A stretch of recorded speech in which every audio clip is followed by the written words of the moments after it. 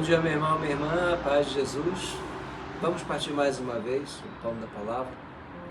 No Evangelho de hoje, nessa quaresma, ouviremos assim: Em verdade vos digo, nenhum profeta é bem aceito na sua pátria.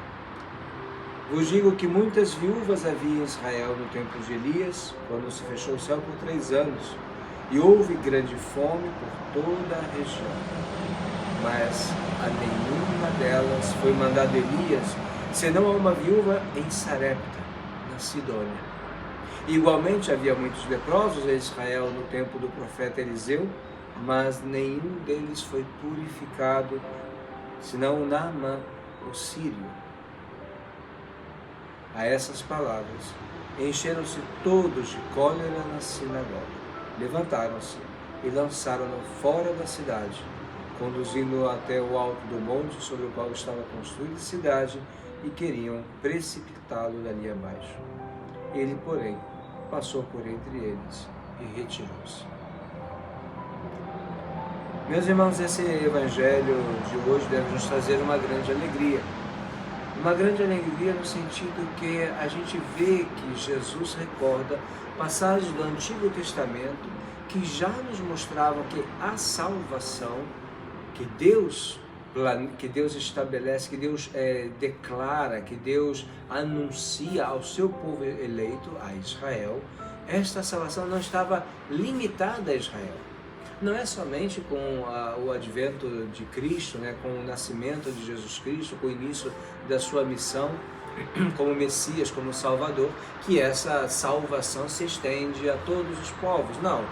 Já vemos que no Antigo Testamento e ainda há outras passagens em que povos estrangeiros, pagãos, que não professavam a fé de Israel, idólatras, que idolatravam e cultuavam outros deuses, são acolhidos pelos profetas, são acolhidos pelo povo de Israel, são acolhidos por Deus mesmo, para participarem desta salvação, uma salvação que não acontece só espiritualmente, mas concretamente, se salva a vida. A viúva de Sarepta foi salva por Elias. Aquela mulher e seu filho foram salvos da morte, da fome.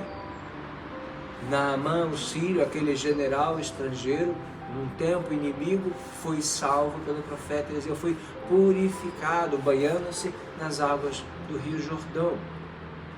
Então a gente vê que a salvação, e Jesus nos mostra mais uma vez, vem para todos. Então isso deve encher o nosso coração de alegria. Entretanto, quando a gente lê a Bíblia, e na nossa comunidade a gente insiste muito, muitos pregadores insistem sobre isso, mas na nossa comunidade nós insistimos muito de fazer a Lexio Divina, ou seja, de rezar com as Sagradas Escrituras, de maneira especial ter em mão a Bíblia. Eu sei que é mais fácil no celular, já está tudo ali, eu sei que tem aplicativos, tem comentários, tudo isso é muito bom e pode ajudar, mas nada substitui ter a Bíblia na mão. Hoje é um desses grandes exemplos, porque lendo só essa parte do Evangelho que nos é apresentada hoje dentro do contexto da Quaresma, a gente perde o que estava acontecendo.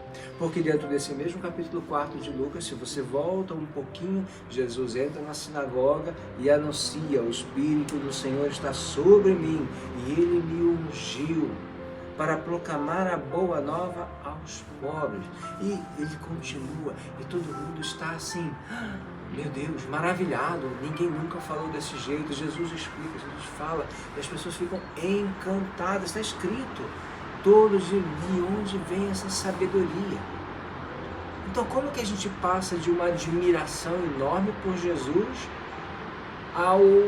ao desejar a sua morte, mas não só desejar, de conduzi-lo à morte, porque eles arrastaram Jesus para fora da sinagoga e levaram-no até ao alto do monte para jogá-lo lá de cima. Jogar dentro de um lago como esse aqui, talvez, não sei, não, lá não tinha um lago, mas enfim, queriam matar Jesus concretamente, não é só desejar a sua morte, era conduzi-lo à morte. Jesus não era o seu tempo, a sua hora não havia chegado. Jesus se afasta deles, passa pelo meio deles e vai. A questão é como que isso pode acontecer? Ou, se fazemos uma leitura mais atenta e a reflexão da Lexio Divina nos ajuda, será que isso pode acontecer comigo? Será que eu posso passar de uma admiração por Jesus a um ódio por Jesus? A uma recusa das suas palavras, dos seus ensinamentos? Será que o Jesus que eu acredito é um Jesus feito sob medida por mim mesmo? Entende? Porque quando a gente lê a Sagrada Escritura e quando a gente reza com a Palavra de Deus, a gente não está adquirindo conhecimento. Essa é uma visão muito superficial e não é esse o objetivo da Lexio Divina. Quando a gente reza com a Bíblia, é a Palavra de Deus que me questiona. Porque é a Palavra de Deus. É Jesus que me interroga. É o Espírito Santo que abre o meu coração e me faz ver aquela perícope, aquela passagem de uma maneira diferente. De refletir, meu Deus, se aquele povo fez assim, será que eu também posso fazer assim? Será que você acredita num Jesus lindo e maravilhoso, com belas palavras de amor, de igualdade, de salvação, de perdão incondicional, mas deixa de lado as palavras difíceis de Jesus, de perdoar 70 vezes 7, deixa de lado quando Jesus fala de dividir o que você tem com aquele que precisa, deixa de lado os exemplos que Jesus dá quando toca o leproso, quando vai na casa dos pecadores, das pessoas que são incômodas. Precisamos abraçar Jesus por inteiro, e o tempo da Quaresma é um tempo de graça, é um tempo privilegiado para que a gente possa encontrar o Senhor. As leituras propostas pela Santa Madre Igreja nos ajudam neste caminho de caminhar, ir ao encontro do Senhor para encontrá-lo plenamente na Páscoa. É ali que ele mostra o seu rosto verdadeiro, de ressuscitado. Algumas semanas atrás nós tivemos no domingo o Evangelho da Transfiguração. Jesus ali dá uma abridinha assim na cortina, digamos assim, no véu de sua divindade. Ele deixa os apóstolos perceberem um pouco daquilo que era a sua verdadeira natureza. Mas às vezes a gente não quer a verdadeira natureza de Cristo. Às vezes a gente quer o Cristo que fala bonitinho. A gente quer o Cristo que a gente compartilha as mensagens dias no WhatsApp. A gente quer o Cristo bacana, que faz joinha para você. Mas a gente não quer o Cristo sofredor, cheio de sangue. A gente não quer o Cristo que está morrendo na cruz. Morrendo pelos teus e meus pecados. A gente não quer o Cristo carregando a cruz do Calvário, indo em direção ao Calvário. A gente invoca o bom Jesus dos passos, mas a gente não quer seguir os seus passos. A gente não quer tomar a nossa cruz. A cidade precisa do nosso testemunho. Como as pessoas vão acreditar no Jesus bom e amável se não vem o nosso testemunho, nem o seu testemunho?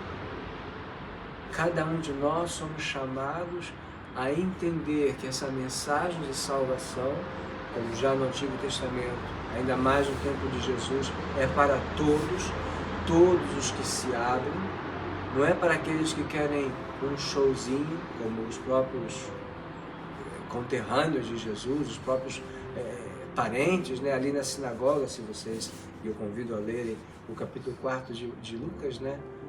Você, os milagres que você fez em Cafarnaum, faz aqui também, faz um showzinho pra gente, mas ninguém queria se converter. Jesus não faz show, Jesus não dá sinais à toa, mas Jesus quer dar a salvação a todos. Então eu e você somos chamados a pedir ao Senhor que nos ajude nessa Quaresma a abraçar o Cristo total, o Cristo por inteiro, cada vez mais, como se Deus...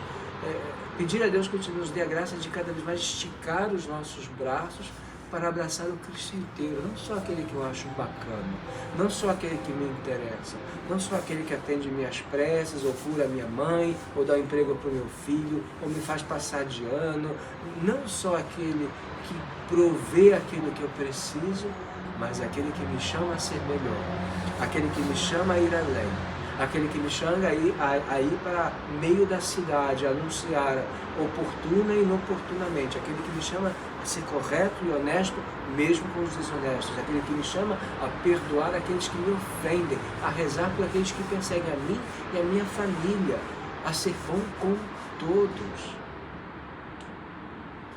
Esse é o Cristo que eu e você precisamos conhecer mais intimamente a cada dia. Quaresma, tempo de graça, tempo de conhecer o Senhor, para participar, sim, com Ele da morte, mas também com Ele da sua ressurreição. A vida nova que Ele quer e já nos conquistou.